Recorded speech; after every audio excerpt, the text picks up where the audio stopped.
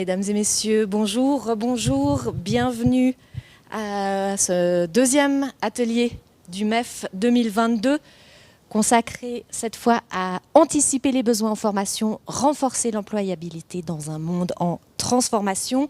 On sait aujourd'hui que l'accès au marché du travail constitue pour certains un challenge de taille, et que ce soit pour les jeunes diplômés, ou au contraire pour les seniors, certaines orientations peuvent être difficiles. C'est ce dont on va parler aujourd'hui avec nos intervenants qui vont évoquer le marché de l'emploi dans un monde en transformation. J'ai le plaisir de vous présenter Morgane Audier-Gauthier, qui est responsable du domaine de la formation des adultes à l'Office pour l'orientation et la formation professionnelle, l'OFPC, l'orientation professionnelle et continue, une institution pour laquelle elle travaille depuis 12 ans. Madame Audier-Gauthier a d'abord obtenu un diplôme d'ingénieur, puis elle s'est reconvertie dans la formation des adultes et a complété sa propre formation par un DAS en management. Et durant son cursus de formatrice d'adultes, elle a été engagée par l'OFPC pour réaliser un projet, celui de rendre accessible le niveau AFP, donc l'attestation fédérale de formation professionnelle, pour des adultes qui sont, on va dire, un peu fâchés avec le système scolaire. Le deuxième intervenant, monsieur Yves Chardonnance-Cook, occupe actuellement le poste de directeur de la Fondation pour la formation professionnelle et continue, la FFPC, et cela depuis le 1er septembre 2021, c'est tout récent. Donc la FFPC a pour but principal de contribuer financièrement à la formation professionnelle et continue des personnes employées dans le canton de Genève. Vous étiez auparavant directeur de l'espace entreprise, c'est une structure que vous aviez créée et conçue. Pour rappel, l'espace entreprise, c'est le centre de formation professionnelle à la pratique commerciale qui permet à des apprentis de se former dans les conditions réelles d'une entreprise. Et cette réorientation vers le monde de la formation professionnelle s'est effectuée après une première vie dans l'horlogerie de luxe. Donc en fait, vous êtes tous les deux issus d'une réorientation professionnelle qui vous a mené à l'orientation professionnelle. Et en plus, on peut partir une rumeur. Je vous laisse commencer par présenter l'un et l'autre l'institution pour laquelle vous travaillez. Alors ça figure en fait dans ma présentation, mais volontiers. L'Office pour l'orientation, la formation professionnelle et continue se situe à Plainpalais. Vous connaissez peut-être à la rue Prévost-Martin cet immeuble orange qui est pas très fun comme ça, mais il y a un grand bandeau dessus, Cité des métiers en vert. Et cette Cité des métiers, c'est la porte ouverte à toutes les prestations de l'OFPC. C'est accessible, c'est gratuit, c'est des rendez-vous, sans rendez-vous justement. Vous pouvez y accéder comme ça, c'est anonyme et gratuit. Donc c'est la porte d'entrée de cette institution, de cette conséquente institution qui comprend à peu près 270 collaborateurs aujourd'hui. Alors la FFPC, donc c'est un acronyme qui ressemble au précédent, une lettre, mais une lettre qui change tout. Donc nous sommes une fondation de droit public. L'objectif, c'est l'employabilité. Donc on a un volet qui concerne la formation initiale, donc soit la formation initiale pour les apprentis et apprentis ou les adultes en formation, et un second volet qu'on développera tout à l'heure sur la formation continue. Donc on s'occupe de l'accompagnement des associations professionnelles dans leurs projets de formation, donc initiale comme continue, et puis également, comme vous l'avez dit, de la partie financement de ces projets-là.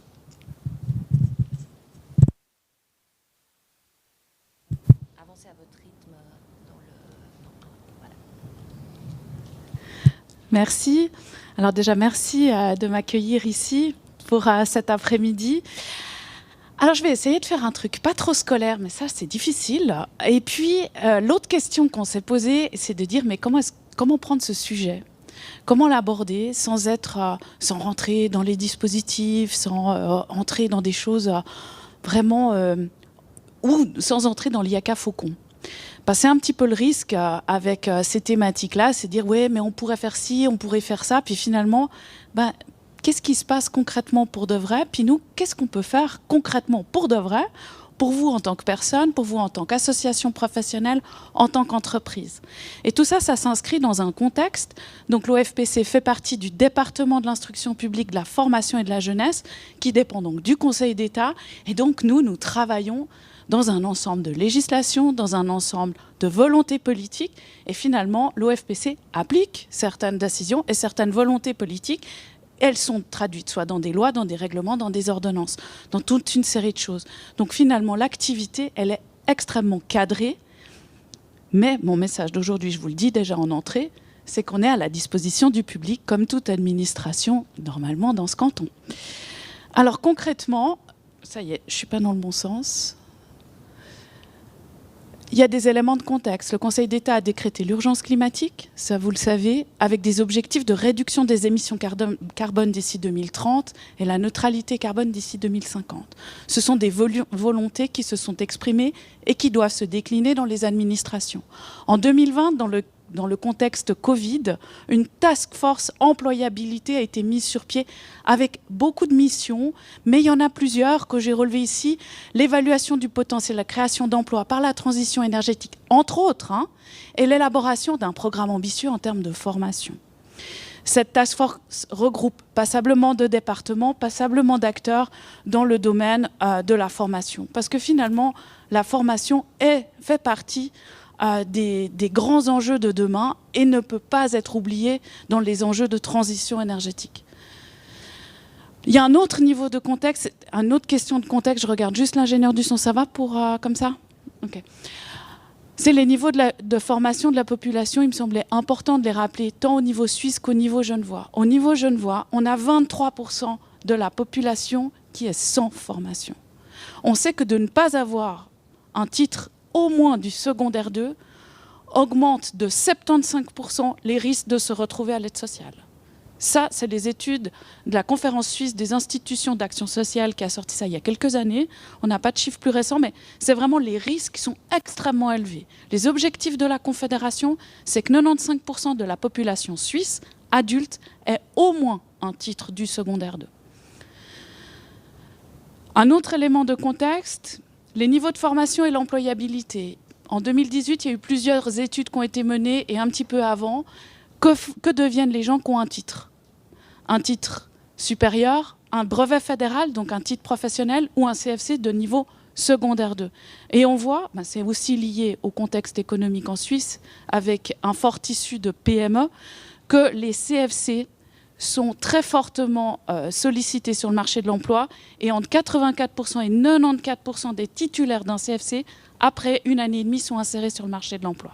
Ce qui est un taux qui est énorme quand on compare avec les autres niveaux de formation.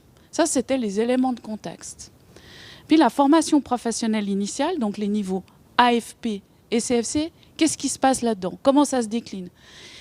Il y a eu pas mal de documents qui sont sortis au niveau du département de l'instruction publique. C'est l'éducation qui ont été demandés à intégrer directement dans les programmes, à être directement partenaire pour ces problématiques-là.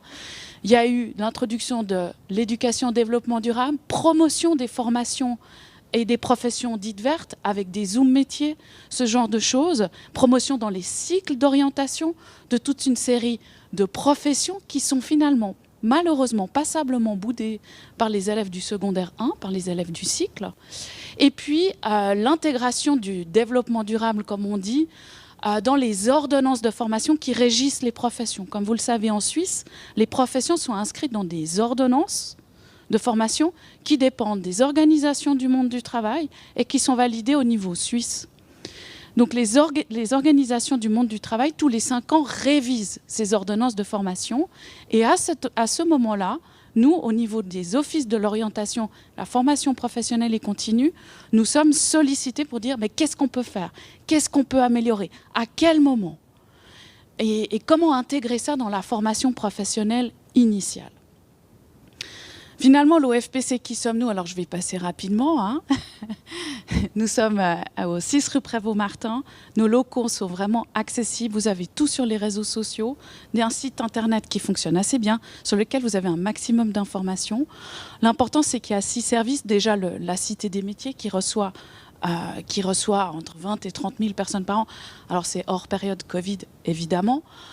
Mais qui est un espace qui est vraiment sollicité par la population. La formation professionnelle, c'est tout ce qui touche l'apprentissage avec contrat d'apprentissage, donc qui est destiné plutôt aux jeunes. La formation continue, c'est pour les adultes qui n'ont pas de contrat d'apprentissage et qui souhaitent obtenir un titre du secondaire 2 sur la base de leur expérience professionnelle. Beaucoup de gens parlent de validation d'acquis, mais ça fait partie de ce que nous offrons dans le service. Orientation, comme son nom l'indique, c'est pour aider les personnes à s'orienter, pour les jeunes et les adultes. Tout ce qui est information, Zoom métier, recrutement, qui peut être proposé également, et Cap Formation pour les jeunes en difficulté qui n'ont pas de titre entre 15 et 25 ans. Les missions principales, c'est finalement de faire appliquer les lois, tout bêtement, les lois sur la formation professionnelle, mais également de travailler en collaboration avec les milieux économiques, les milieux syndicaux et les associations professionnelles. On finance toute une série de formations au niveau, pour les adultes, les formations de base, lire, écrire, calculer, ça a l'air tout bête, mais il y a des implications très concrètes. Le chèque annuel de formation pour se perfectionner, c'est des formations assez courtes, minimum 40 heures. Tout ce qui est formation professionnelle, qualification plus, donc c'est les formations pour adultes qui visent un titre du secondaire 2. Et là, toute la formation et les taxes d'examen sont pris en charge par l'État, ce qui est une des spécificités genevoises. Les cantons, mes homologues des autres cantons nous envient ce dispositif cantonal. Brevet et maîtrise, c'est financé par la Confédération. Et les reconversions professionnelles, il y a une nouvelle loi sur les bourses qui existe, mais toutes ces informations, vous les trouvez à la Cité des métiers. Ici, avec le logo, et puis le site Cité des métiers. Mais maintenant, je vais vous donner un exemple très concret. Comment ça se passe concrètement dans la formation professionnelle initiale et comment est-ce qu'on peut viser à une efficience énergétique? Comment est-ce qu'on peut viser à ces objectifs très ambitieux? Simplement, des formations comme lire, écrire, calculer, les technologies de l'information, ça peut être extrêmement utile pour lire une étiquette, sélectionner les bons produits. Mais ça peut être un cuisinier qui doit faire un coup de revient, mais qui doit faire appliquer des règles de 3 pour éviter des déchets, pour choisir le bon produit dans la propreté, c'est-à-dire de choisir également la bonne dilution, éviter de polluer les sols, éviter de polluer les eaux, éviter des dommages, et puis protéger sa propre santé. Il y a des formations professionnelles de base financées par le chèque annuel de formation, par exemple, sur l'utilisation des machines, identification des salissures, une moquette ne se nettoiera pas de la même manière, ça vous semble évident, mais ce n'est pas les mêmes méthodes, ce n'est pas les mêmes outils, ce n'est pas les mêmes machines qu'on utilise, et donc un choix de méthode qui peut être vraiment, qui doit être efficace. On a des formations en partenariat avec l'Office cantonal de l'emploi, avec l'Hospice général également, qui travaillent en même temps sur la formation de base, l'utilisation des machines et la posture professionnelle.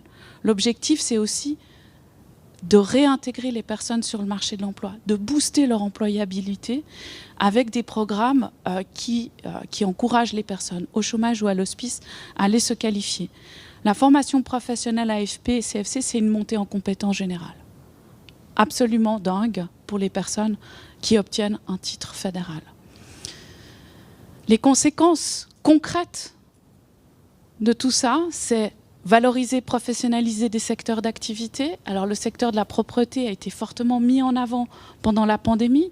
Il y a eu des demandes d'entreprises, par exemple, d'utilisation des virucides de manière correcte pour éviter la propagation, par exemple, du virus par ces poignées, ces éléments, tous ces points de contact qu'on connaît, qui ont été montés extrêmement rapidement en partenariat avec la commission paritaire pour la propreté. Il y a une réduction des impacts écologiques des opérations de nettoyage par ces formations dans le choix de l'utilisation correcte des matériels, selon la consommation électrique, le niveau sonore, les méthodes, les contraintes d'accès, et puis l'utilisation et la maîtrise des machines.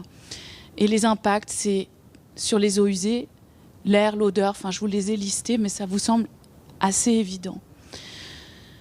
Tout ça, pour nous, ce qui est très compliqué, c'est d'anticiper les besoins. En fait, sans les associations professionnelles, sans les demandes des personnes, sans les demandes des institutions partenaires, on ne peut pas anticiper les besoins. En revanche, on essaye d'y répondre par des financements, par le fait de monter des formations.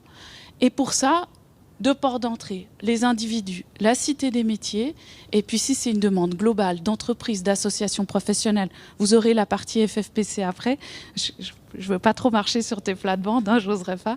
Mais sinon, il faut passer par nous et faire une demande globale. Donc nous, on sait répondre à la demande, mais on a beaucoup de peine à l'anticiper. Notre question, c'est comment les renforcer également, ces offres de formation, comment les rendre accessibles. On sait que ce sont les personnes les plus formées qui vont se reformer. C'est ça une des grandes difficultés. C'est comment aller chercher les personnes, ces 20% là, qui n'ont aucune qualification. Alors il y a énormément de campagnes, mais on a énormément de peine. Donc on compte sur notre réseau, sur les employeurs, sur les institutions partenaires, d'aller vraiment essayer de prendre ces personnes par la main pour les amener, les aider à finalement pousser la porte de l'institution. Parce que nous, sur l'anticipation, j'avoue, on a beaucoup de peine. Donc je n'ai pas de réponse à la question qui a été posée. En revanche, on peut vous aider à construire les réponses. Voilà, j'en ai terminé.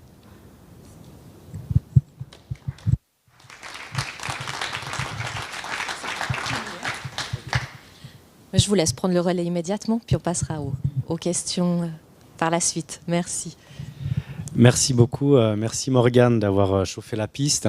Vous êtes tous prêts pour la suite. Mon titre, j'ai mis « Mettre les transitions en mouvement » parce qu'on ne parle pas que de la transition environnementale, énergétique. Il n'y a pas simplement de transitions qui sont actuellement extrêmement vives.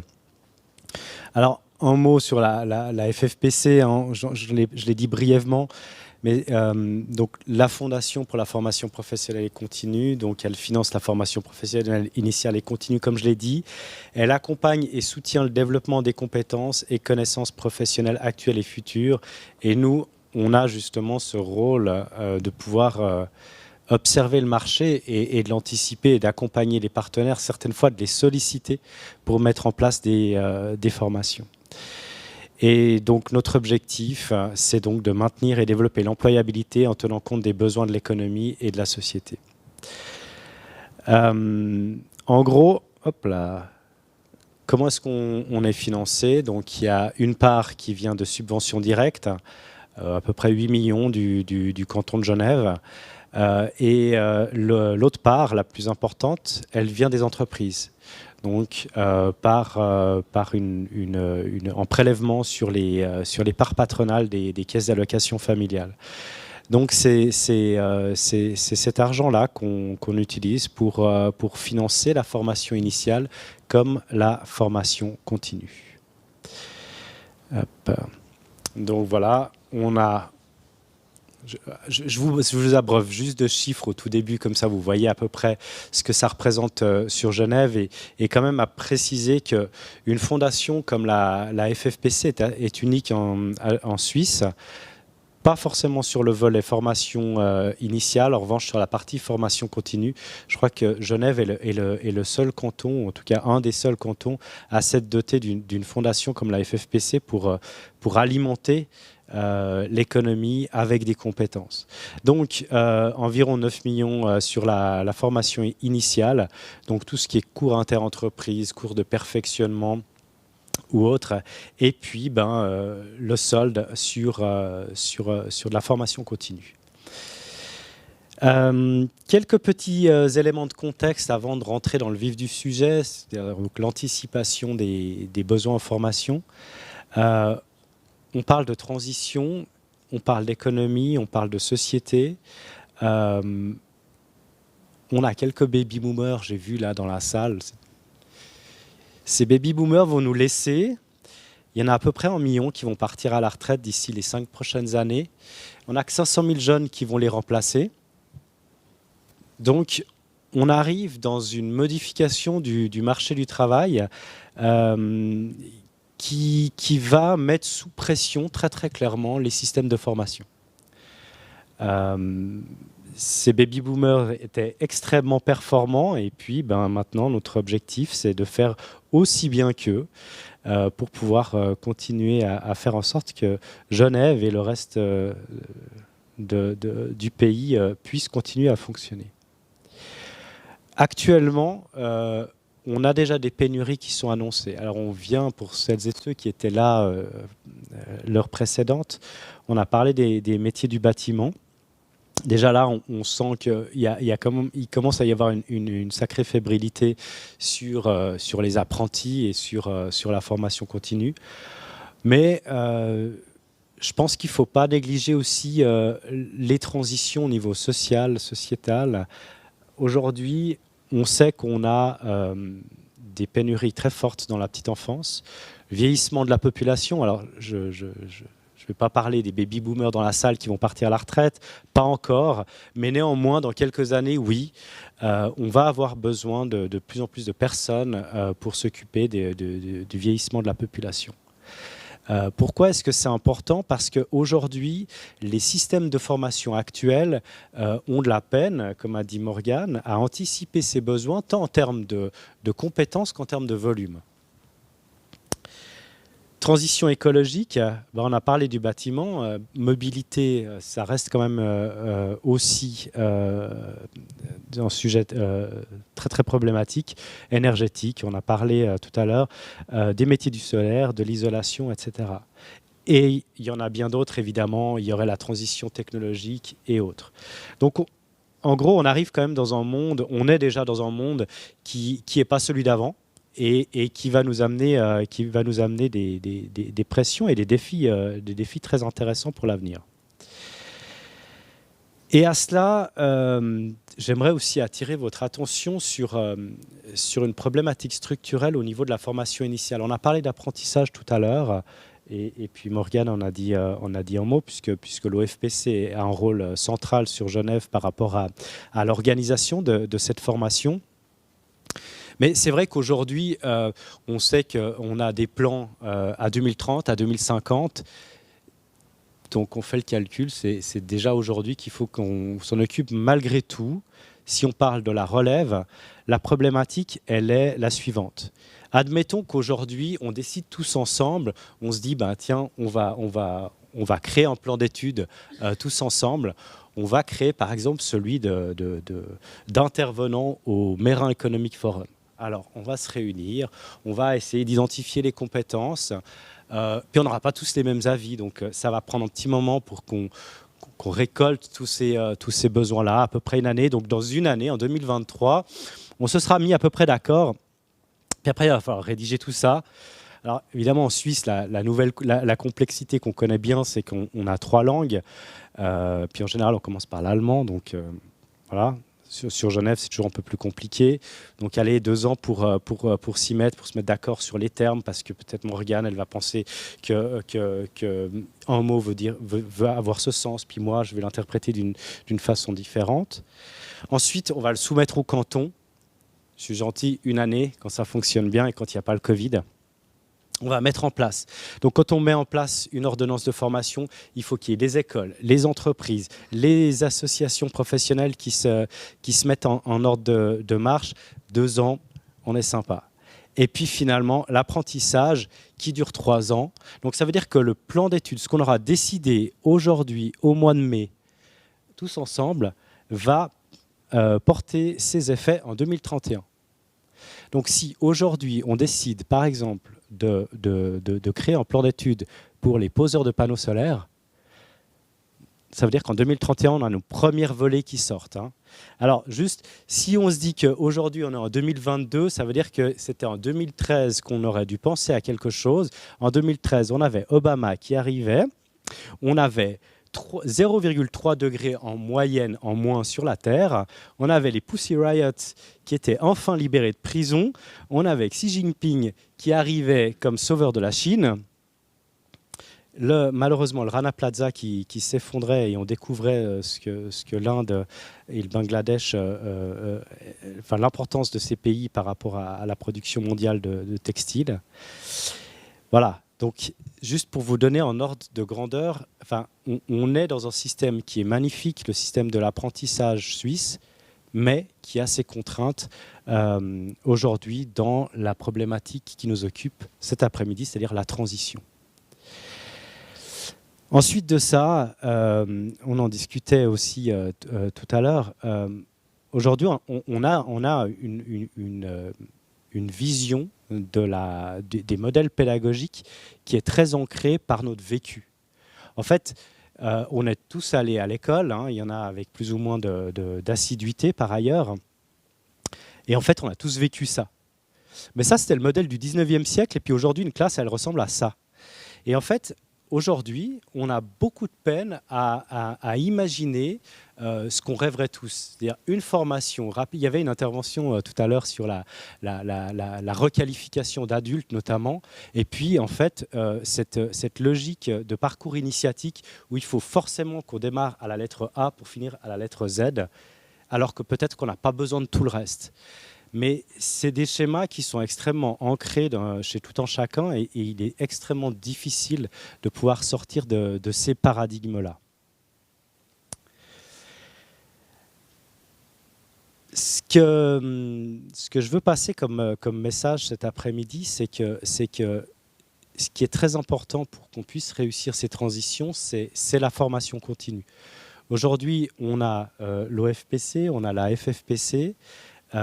C'est deux entités qui sont capitales pour pouvoir réussir ces transitions qu'on a vues tout à l'heure.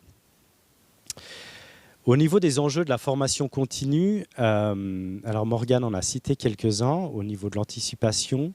Moi, ce que je vois aujourd'hui, on parle souvent, voilà, c'est une responsabilité partagée. Finalement, les employeurs, ils n'ont qu'à former leurs employés, puis les employés, ils n'ont qu'à se bouger en fait, hein. Mais ça, c'est assez facile à dire. Concrètement, le tissu économique genevois, c'est 90% de petites entreprises, hein, moins de 10 employés ou moins de 20, je ne sais plus exactement. En gros, vous avez un employé qui part en formation continue, c'est un manque à gagner pour l'entreprise. Enfin, soyons clairs. Aujourd'hui, je crois qu'il est temps que l'État mette en place une politique publique sur la formation continue. On ne va pas s'en sortir sinon. On ne peut pas demander, sans vouloir faire des stéréotypes naïfs, à un maçon ou même à un trader de se reformer comme ça, d'anticiper le futur. Je pense que ça, c'est une illusion. On ne peut pas non plus exiger des entreprises qu'elles anticipent les besoins en compétences de leurs employés. Certaines le font extrêmement bien et souvent, on parle de grandes entreprises. Pourquoi est-ce que j'ai mis le petit logo de l'Organisation internationale du travail ? Parce que l'Organisation internationale du travail, depuis quelques années, voire des décennies, a inscrit dans leur spectre de recherche ce qu'on appelle le lifelong learning. Donc il y a une production assez impressionnante de recherche par rapport à la formation continue, tant au niveau institutionnel qu'au niveau... le mot m'échappe, bon, je vais le retrouver, peu importe. Mais ce que je trouve alarmant aujourd'hui, alors je vous rassure, hein, on ne va pas tous déprimer à la fin de ma présentation, mais malgré tout, ce que je trouve quand même un peu inquiétant, c'est que si au niveau supranational, il y a cette prise de conscience qui a été faite au niveau des organisations internationales et certains pays, on a de la peine aujourd'hui sur le terrain à voir cette déclinaison. Et ça, je pense qu'aujourd'hui, c'est primordial de pouvoir avoir cette politique publique sur la formation continue ou sur l'employabilité, en général. Parce qu'effectivement, l'objectif, comme j'ai dit tout à l'heure, 10 ans à plus pour mettre en place une formation initiale, ça veut dire qu'aujourd'hui, s'il y a une technologie qui est adoptée, on parlait d'électromobilité aujourd'hui, ça veut dire que si je décide de changer le plan d'études des mécatroniciens automobiles ou des mécaniciens, probablement que dans 10 ou 13 ans, on va avoir nos premiers apprentis formés. Donc, entre-temps, il va bien falloir faire quelque chose. Et l'enjeu de la formation continue, malgré ce que j'ai dit tout à l'heure par rapport à la politique publique, c'est vraiment de rester agile. Aujourd'hui, j'ai parlé de la pression démographique. Je pense qu'un des enjeux de la formation continue, c'est de rester agile. Ce serait de pouvoir, idéalement, on a un besoin, on identifie un besoin, en 6 mois, on monte une formation et en moins d'une année, on a les premières personnes formées. Et c'est vraiment des modèles-là qu'il faut viser. Probablement que les formations, le Covid va un peu nous aider là-dedans, puisqu'on a eu pas mal de formations en e-learning qui ont été développées. On a pu expérimenter à large échelle beaucoup de solutions. Et c'est vrai que cette agilité, elle est intéressante aussi via ces outils-là. Gagner en légitimité, une formation continue, contrairement aux formations initiales qui sont certifiantes, avec des certificats qui sont reconnus au niveau de la Confédération, ce n'est pas toujours le cas dans la formation continue, mais ce n'est pas grave.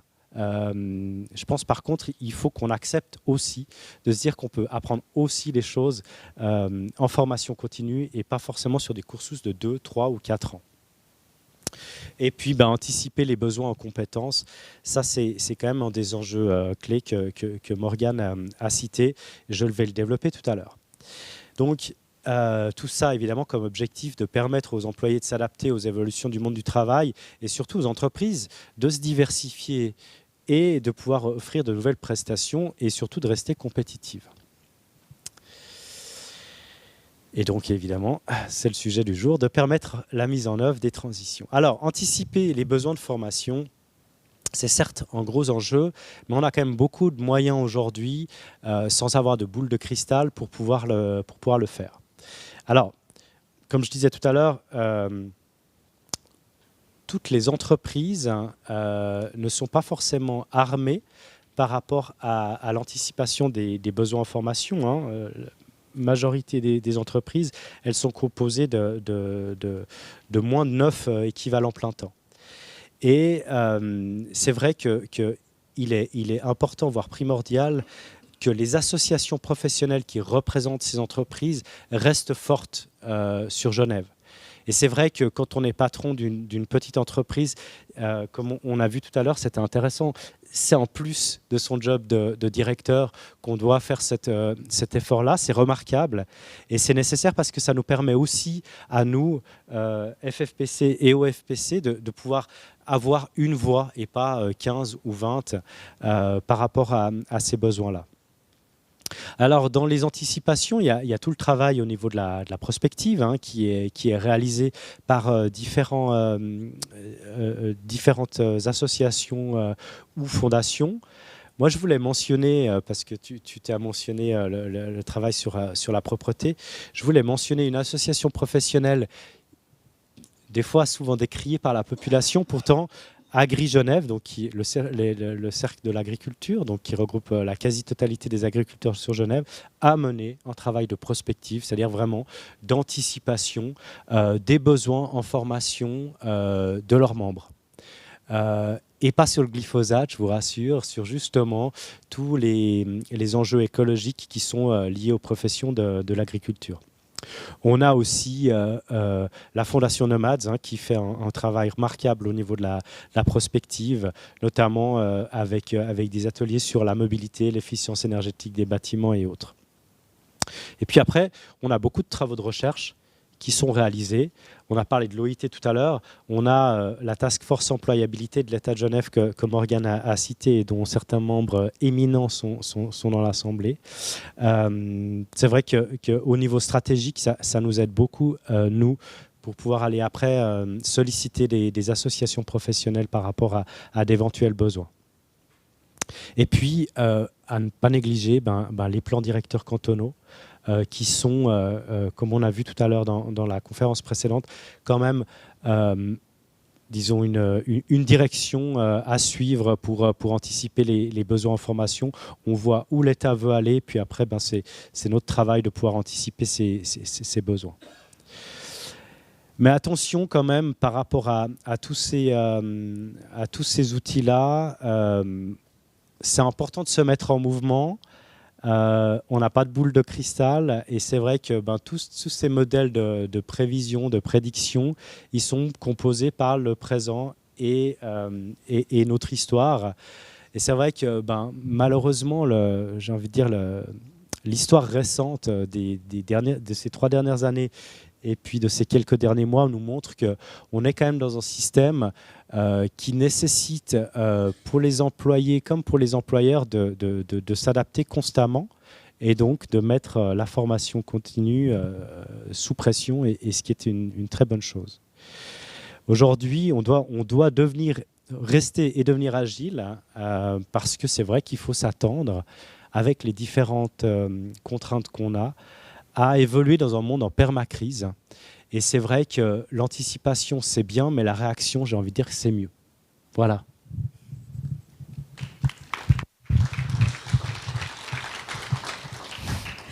Merci infiniment à tous les deux pour vos interventions. Je crois qu'on est loin d'être déprimés. En tout cas, ça engendre beaucoup de questionnements.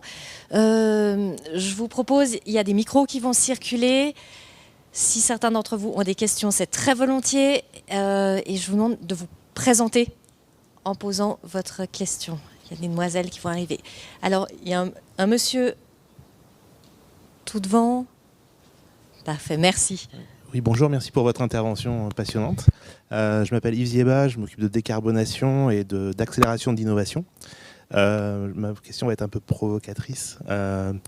On n'a peut-être pas 10 ans pour attendre des formations sur le changement climatique. On est plutôt déjà en retard. Et aujourd'hui, ma fille, elle fait 20 vidéos par jour. Donc pourquoi, pour simplement transmettre un savoir, on attend 10 ans ? Lequel d'entre vous se lance ? Je veux bien répondre. Vous avez entièrement raison. Je pense que c'est un peu ce que j'essayais d'exprimer quand j'ai montré les 2 photos de la classe qui n'évolue pas à travers le temps, une classe du 19e siècle et une classe du 21e siècle.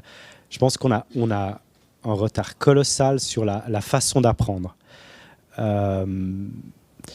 Je peux le dire en vous regardant droit dans les yeux, puisque j'étais, comme vous l'avez dit, directeur dans le centre de formation professionnelle. C'est extrêmement difficile de faire bouger les lignes, de faire bouger la pédagogie. Pourtant, c'est nécessaire aujourd'hui. Mais il ne faut pas tomber non plus dans l'extrême inverse. On a financé et on finance beaucoup de formations continues sur du e-learning. Je pense que c'est très bien. C'est un super bon moyen.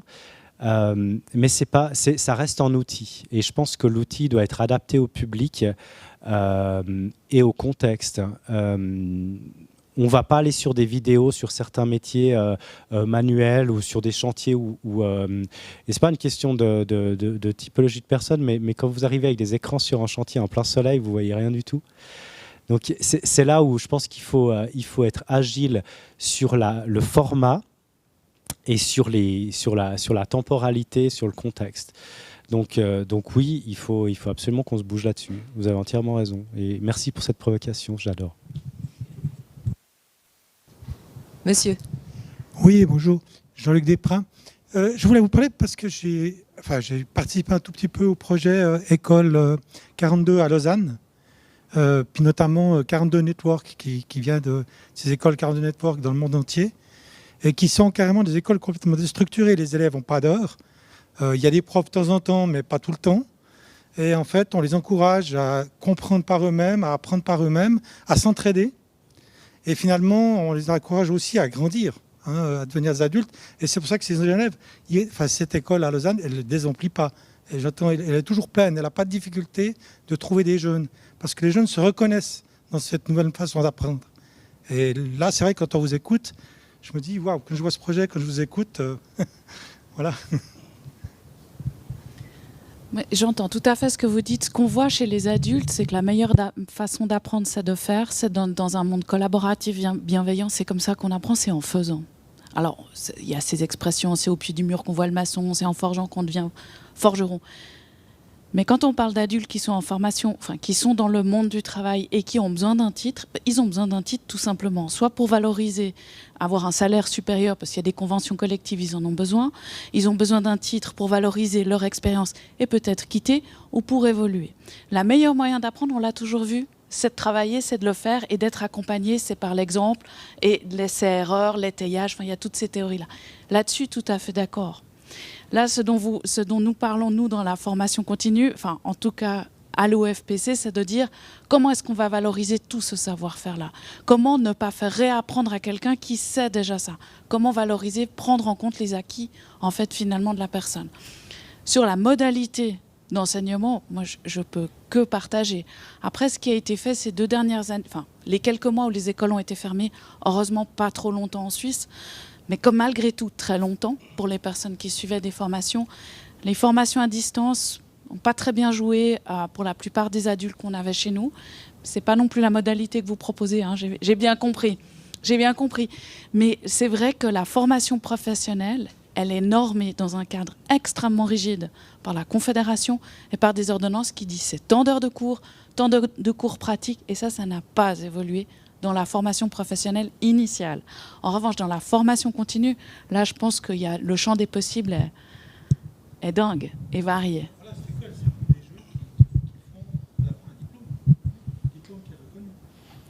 Et c'est quand même pas juste un truc en disant petit papier, tu as fait pendant 12 heures, c'est pas ça, ça dure plusieurs années, ils suivent ça quand même plusieurs années. Et moi je trouve génial parce que c'est vraiment une rupture à l'enseignement traditionnel public et on voit que ça répond bien aux besoins des gens. Oui, si je peux, excuse-moi. Si je peux juste peut-être, je pense que le modèle de l'école 42, il est très intéressant parce qu'on est un peu sur le modèle du learning by doing, en fait, qui prévaut dans l'apprentissage traditionnel, mais qui est mis sous une, on va dire, une autre forme. Et puis je sais, notamment chez Realise, ils sont très fans de cette approche-là. Néanmoins, il faut quand même juste faire attention. L'école 42 s'occupe de profils assez particuliers. Malgré tout, on est quand même sur des jeunes avec un bon potentiel, voire un haut potentiel. Et ce n'est pas un modèle qui, en tant que tel, pourrait être répliqué sur l'entièreté de la population. Ce que je veux dire par là, c'est que je pense que c'est un modèle qui est hyper performant sur une population donnée. Mais ce que disait Morgane à juste titre, attention à ne pas rentrer dans des solutions simplistes où on pourrait mettre de l'école 42 partout, parce qu'on peut aussi avoir un effet inverse on pourrait aussi créer de la rupture dans ce sens-là. C'est pas ça que je dis, il ne faut pas mettre l'école 42 partout, parce que ça c'est lié à l'informatique. Mais ce que je veux dire, c'est que les ruptures de système d'apprentissage, il y en a qui sont en train de se faire pas loin, à Lausanne, par exemple.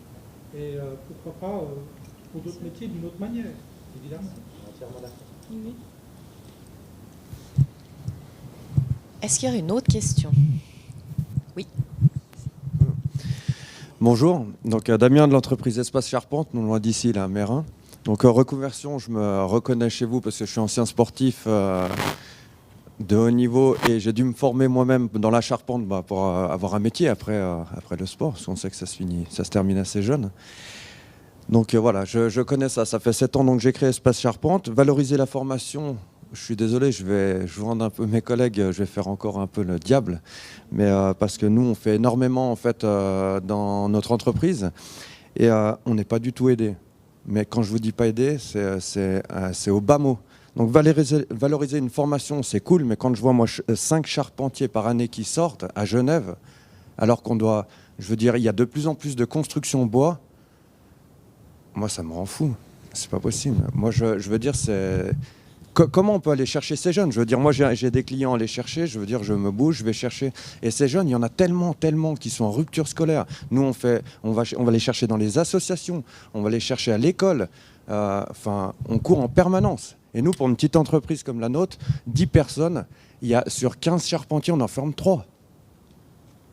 On forme 3 charpentiers. Alors, qu'est-ce que vous faites? Je suis désolé. Hein, bravo pour votre engagement pour la formation professionnelle initiale. Vraiment, c'est des partenaires comme vous qu'on cherche, évidemment, tout le temps. L'attractivité de l'apprentissage pour les jeunes qui sont au cycle est malheureusement très faible. C'est 5% des jeunes qui sortent du cycle qui signent directement un contrat d'apprentissage. Dans certains cantons en Suisse alémanique, c'est 80%. Donc à Genève, on a un énorme problème d'attractivité de l'apprentissage, d'attractivité de la formation professionnelle, malheureusement. Moi, je suis tout à fait d'accord avec vous. Il y a eu plusieurs programmes de la Confédération pour justement valoriser ces professions. Ça passe par les parents, évidemment, ça passe par les informations dans les cycles, ça passe par la formation des enseignants du cycle pour qu'ils valorisent aussi ces formations. Les parents, c'est un des leviers les plus importants, puis les gamins, c'est de leur donner envie. Alors, il y a eu des professions qui sont... Alors, pardon, parce que sinon je ne vous vois plus, pardon. Qui sont très embêtés. Ils ont essayé de valoriser par le salaire des apprentis, mais on voit que ça ne suffit pas. C'est le Gros Œuvre qui a fait ça, qui a énormément valorisé le salaire, mais ils sont quand même en pénurie. Donc, il y a eu pas mal de choses comme les Zoom métiers, de présenter ça. Il y a eu des articles dans les journaux, valorisation des parcours. Mais ça ne marche pas très bien. Je suis assez d'accord avec vous. Malheureusement, ça ne marche pas très bien. Donc, si vous avez des idées, et puis si on peut vous aider pour recruter ces jeunes-là, ben, on le fera. J'ai pas de solution miracle, c'est ce que je vous disais tout à l'heure dans ma présentation. Faites-moi un contrat à 50% chez vous. Je vais les écoles, je vais vous les remplir. Mais honnêtement... Moi, je vous donnerai le numéro de mon directeur général. Je rigole pas, hein, je le dis devant tout le monde. Hein. Mais moi aussi, je vous dis... Et j'ai l'énergie pour. Hein. Avec grand plaisir. En tous les cas, il y a des Zooms, il y a des présentations métiers. C'est fait tout le temps. Notre office ne désemplit pas. Mais les jeunes du cycle, en sortant, ils ne veulent pas aller signer un contrat d'apprentissage. Donc il y a tout ce travail de conviction à faire, et des parents, et de rendre attractifs ces professions qui le sont. Une fois qu'ils sont dedans, ils sont ravis. Mais il y a ce travail de promotion des professions qui est en cours, qui est fait. Peut-être pas assez, vous avez sûrement raison. Merci. Par contre, je pense que vous avez vraiment mis le doigt sur un sujet qui est d'une importance extrême. C'est qu'on ne fera jamais de transition sans les bras et les cerveaux de nos jeunes. Et que clairement, on a des problématiques d'approvisionnement des matériaux, de technologie, d'adoption de technologique.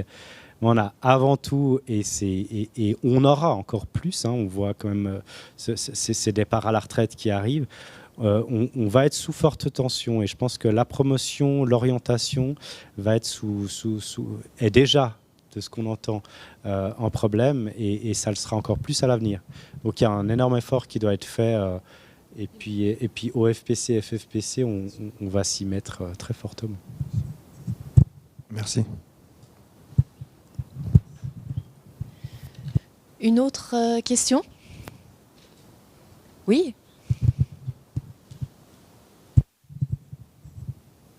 Merci, je m'appelle Nicolas Dusset, je travaille dans les ressources humaines ici à Meyrin.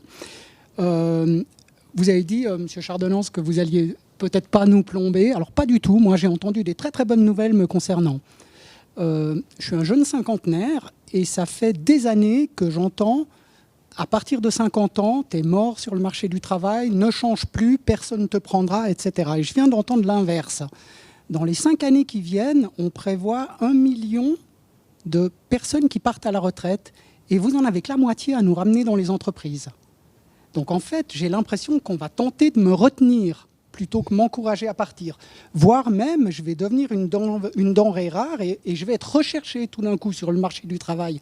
J'ai l'impression que ça s'inverse. La seule crainte que j'ai, c'est que d'un senior, il faudrait qu'on prenne le temps de nous transformer en e-senior pour pas juste qu'on rate la marche, parce qu'on va encore nous demander de travailler, mais on va peut-être devoir travailler différemment que ce qu'on a fait jusqu'à maintenant. Est-ce que c'est prévu de s'occuper de cette orguerie, comme nos temples, là, certains, qu'on va devenir ? Je ne sais pas si c'est une bonne nouvelle d'allonger le temps de travail, mais ça, Monsieur Dusset, vous pourrez nous le dire dans quelques années, enfin avant moi. Je crois qu'il y a plusieurs options qui sont prises, mais là, ça dépasse le cadre de nos discussions, et puis probablement même du canton. Il y a plusieurs solutions. Alors certes, il y a le maintien de cinquantenaires et plus, et puis continuer à faire des e-seniors. Ça paraît être une évidence. Donc ce qui était finalement une tare avant devient du positif dans l'entreprise. Et ça, je pense que en tant que ex-directeur d'un centre de formation, j'ai engagé en nombre assez important de cinquantenaires et plus, parce que je pensais que c'était vraiment hyper intéressant en termes de dynamique dans les entreprises. Mais l'autre enjeu, il est surtout sur la flexibilisation du travail. J'ai mis dans les pénuries qui sont effectives et qui sont annoncées des pénuries de personnel dans la petite enfance. Aujourd'hui, on sait quasiment à l'unité près le nombre d'ETP dont on aura besoin en 2028.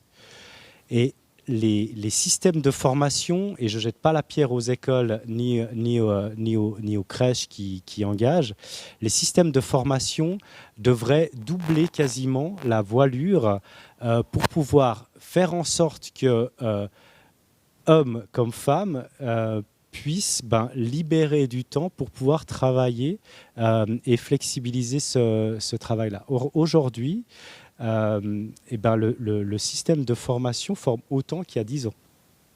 Donc on n'a pas encore pris la mesure de l'enjeu justement et probablement que ça nécessitera, Monsieur Dussek, vous travaillez encore un peu plus longtemps, sans flexibilité et probablement à 120%.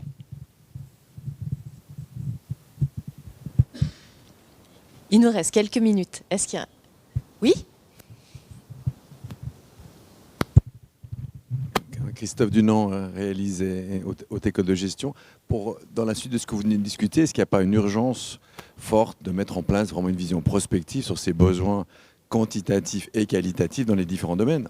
Dans le débat précédent, effectivement, on était strictement dans les métiers des chauffagistes, etc., où on voit que même les associations professionnelles qui n'ont pas répondu à la question que je posais n'ont pas une grande vision de leurs besoins, à la fois en qualification et en main-d'œuvre, un nombre de personnes qui vont devoir engager.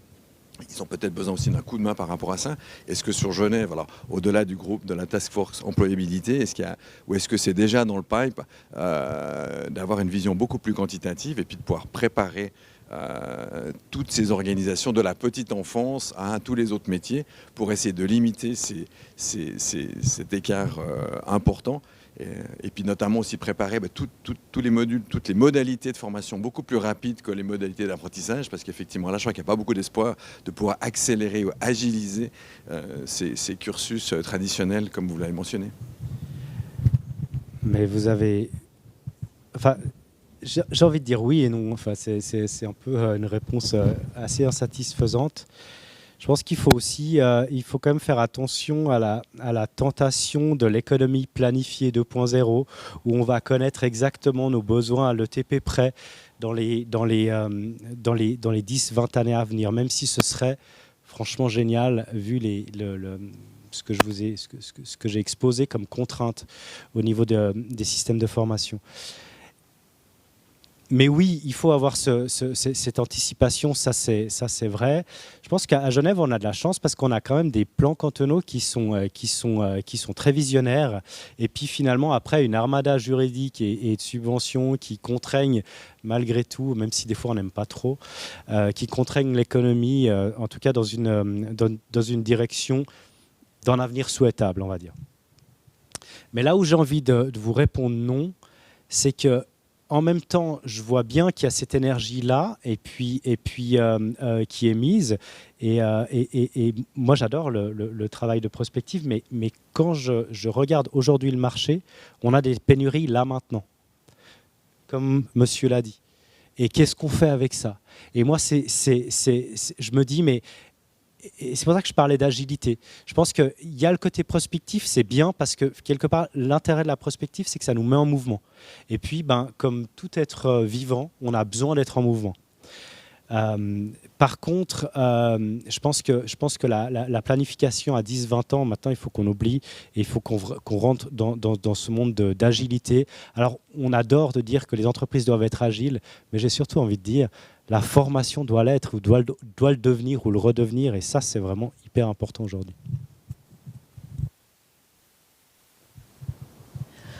On prend le temps pour une dernière question. Oui.